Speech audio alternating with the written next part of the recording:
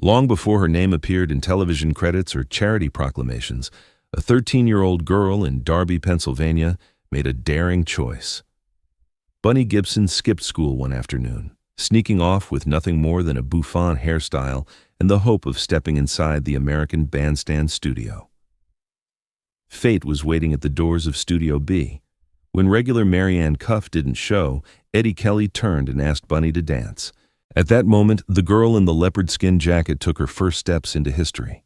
For millions of teenagers watching in living rooms across America, she quickly became American Bandstand's sweetheart.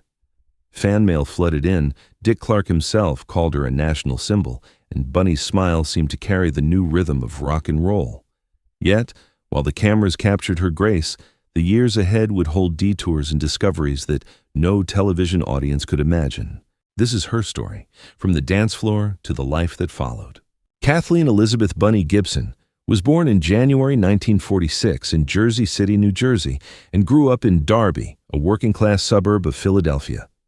Her childhood unfolded in the hopeful years after World War II, when America was thriving economically, but also shifting culturally. For the first time, young people were seen not just as children on their way to adulthood, but as a social force with their own style, tastes, and voices. Bunny's family lived modestly, shaped by Catholic tradition and discipline. She attended schools like Blessed Virgin Mary and Archbishop Prendergast, where teachers emphasized order and faith. Yet outside the classroom, her world revolved around rhythm. The family radio often played rock and roll, and Bunny would dance across the worn linoleum floor, pretending it was a stage. She wasn't simply a dreamer. She was a girl who turned music into movement, every beat into a gesture of freedom. Her personality carried a rare mix.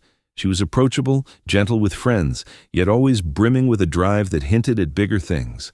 She enjoyed afternoons spent sharing secrets with classmates or strolling through Darby's streets with books tucked under her arm. But unlike many of her peers, Bunny had an unshakable pull toward performance. She experimented with fashion early, teasing her hair into a bouffant that soon became her signature look, and imagining clothes that shimmered as if under bright lights. At home, her parents recognized her enthusiasm even if they didn't fully grasp its potential. They provided stability, encouraging their daughter's sense of individuality without smothering it. To them, she was still Kathleen, their daughter. To Bunny, she was already beginning to imagine a larger stage. These ordinary days of school, family dinners, and music drifting from the radio may have seemed unremarkable. Yet inside this teenage girl was a restless spark that ordinary routines could not contain. That spark, carried in every step she danced alone in her kitchen, was about to collide with an extraordinary opportunity that would lift her from Darby to living rooms across America. The leap from Darby's sidewalks to national television happened on a single impulsive afternoon. At just 13, Bunny Gibson decided to skip school and join the line of teenagers snaking outside Studio B in Philadelphia. The building pulsed with anticipation, music leaking through the doors, chatter of young voices, the buzz of possibility.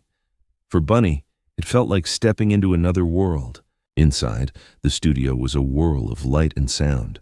Cameras swung overhead, the dance floor gleamed, and Dick Clark's calm voice echoed as he guided the spectacle. Bunny, nervous but radiant in her bouffant hair and leopard-skin jacket, soaked in every detail. She was still just another face in the crowd until fate intervened. That day, Eddie Kelly's usual partner, Marianne Cuff, didn't appear. Looking for someone to fill the empty space beside him, Eddie turned to the newcomer. "Want to dance?" he asked. Bunny said yes. With that, she stepped into the glare of the cameras, her heart racing as the first notes of rock and roll thundered through the studio. Her movements were raw but authentic, carried by hours of practice in her kitchen at home. She smiled through the nerves, and her joy translated instantly to the screen. Across the country, families watching their television sets noticed the girl with the sparkle in her eyes and the confidence beyond her years. Letters soon arrived at the station addressed simply to the new girl who danced with Eddie. That afternoon was more than a lucky chance. It was a turning point. In a matter of minutes, Bunny had crossed from anonymity into recognition. The risk of cutting class had transformed into the opportunity of a lifetime. She wasn't just a student anymore. She was a dancer broadcast into millions of living rooms, a teenager suddenly carrying the dreams of her peers on her shoulders. It was the beginning of a whirlwind. Bunny Gibson had not only entered the doors of Studio B, she had entered American memory. Once Bunny Gibson appeared regularly on camera, it didn't take long for America to notice. She wasn't just another teenager twirling in the crowd. She was the girl whose joy radiated beyond the dance floor. Dick Clark himself called her a national symbol, and that praise matched the tidal wave of response she received. Within weeks, the Bandstand mailroom overflowed with letters addressed simply to Bunny. Teenagers from every corner of the country wrote to say they had seen her smile on television and felt somehow that she was dancing just for them. Her presence was magnetic. Bunny's dance style balanced energy and grace, never stiff, never showy, but always inviting. Whether gliding through a slow ballad or snapping her steps to a rock rhythm, she carried herself with a lightness that made it seem effortless. Her bouffant hairstyle became a signature, copied by girls in high schools across America. Teen magazines published her photos, and features praised her as American Bandstand's sweetheart. She stood out even in the crowded swirl of Studio B. The cameras had a way of finding her, catching the sparkle in her eyes as she twirled across the floor in her leopard-skin jacket. For young viewers watching after school, she embodied possibility. She was proof that a teenager, an ordinary student from a working-class neighborhood, could find herself suddenly beamed into millions of homes. The effect rippled outward. Bunny became a role model for fashion, with her clothes, her hair, and even her posture imitated by fans. Parents may not have always understood the appeal, but to their children, she represented the energy of a new youth culture, claiming its place in American life. Those peak years were a whirlwind of recognition and delight. Every week, as the Bandstand theme song played and the cameras panned the floor, viewers waited for a glimpse of Bunny. In their minds, she was no longer just part of the program. She was one of its brightest stars. If Bunny Gibson's solo presence captured the audience, her partnership with Eddie Kelly sealed her place in Bandstand lore. Together, they became one of the show's most recognizable couples. Their movements synchronized effortlessly, his steadiness complementing her spark, their chemistry pulling the cameras toward them. To millions of viewers, Bunny and Eddie weren't just dancers, they were an image of teenage harmony. The fascination grew into organized devotion. Fan clubs sprang up devoted not simply to Bunny or Eddie alone, but to them as a pair. Teen magazines printed spreads that highlighted their teamwork, often framing them as the sweethearts of the bandstand floor. Letters arrived addressed to both, sometimes filled with small gifts or handwritten notes that spoke of admiration. Fans debated who danced best with whom, but when it came to Bunny and Eddie, the consensus was nearly unanimous. They belonged together on screen. Behind those perfect images, the reality of life as a regular was more complex. The rules of the program were strict. No suggestive moves, no chewing gum, no lingering too close to a partner. The pressure to remain wholesome was constant, even as teenagers themselves were naturally curious, playful, and sometimes rebellious. Bunny and Eddie navigated this carefully, aware that one misstep could mean less time on camera. Yet they also found moments of lightness. There were laughs when shoes slipped on the polished floor, or when a guest star singled them out for praise. These glimpses behind the curtain showed that they were still just kids enjoying an extraordinary opportunity. But they also faced competition. Other pairs vied for the spotlight, and jealousies sometimes flared among fans when Bunny danced with someone else. Still, their reputation endured. At their peak, Bunny and Eddie symbolized everything American Bandstand wanted to project: energy, innocence, and the thrill of rock and roll. They weren't just partners in dance, they were an emblem of what television could create, a myth of teenage perfection that lived far beyond the studio walls. The glow of Bandstand fame was intoxicating, but Bunny Gibson soon discovered that living in the spotlight carried its own weight. The demands were relentless, schoolwork clashed with studio rehearsals, and the expectations of being a role model left little space for ordinary teenage rebellion.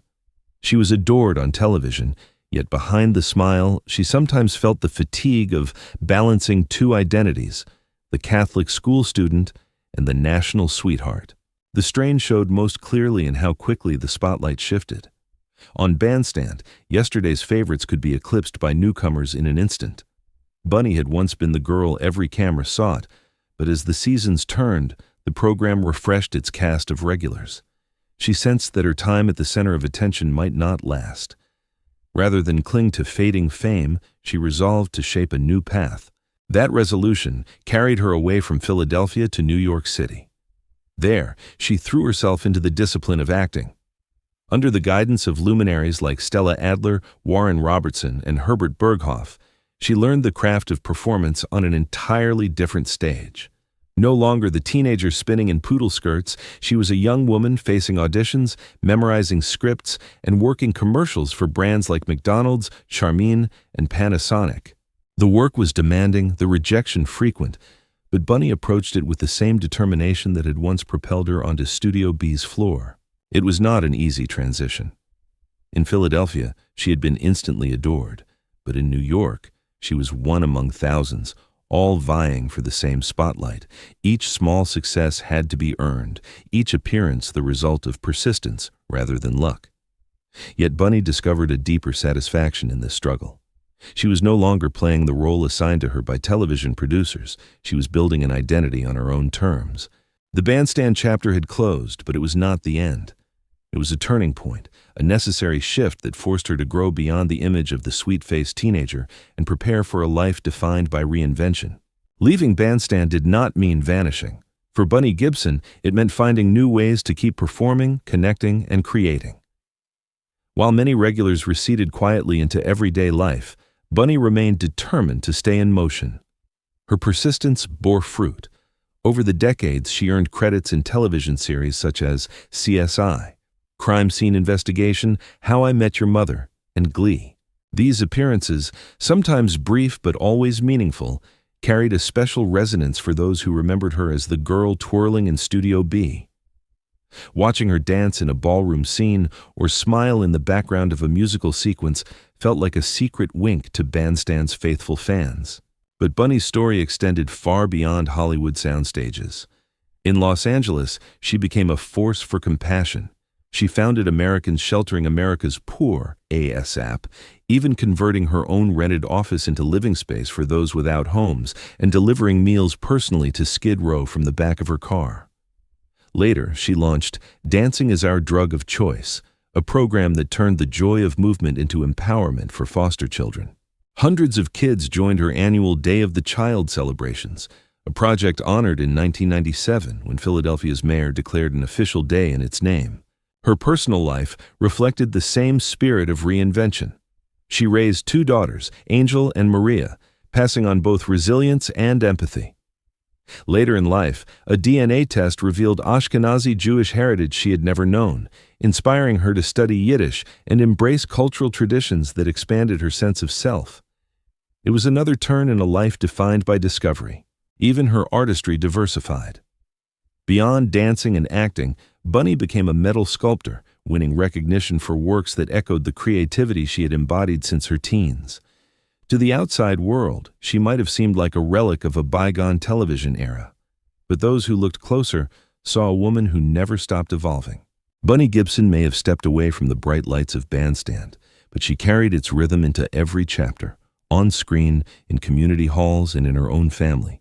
Bunny Gibson's journey reminds us that the glow of youth can ripple far beyond its moment in time. From the girl who once twirled in a leopard-skin jacket to the actress, sculptor, and advocate she became, her life proved that fame was never the whole story. She used her platform not just to entertain, but to uplift, to turn dance into healing, performance into persistence, and recognition into service. Her legacy still lingers in two places at once, in the black and white memories of teenagers who saw her brighten their TV screens after school, and in the grateful hearts of children and families touched by her compassion decades later. Were you among those who watched Bunny dance on American Bandstand? Do you still remember the song, the partner, the smile that caught your eye? Share those memories with us and let them dance again.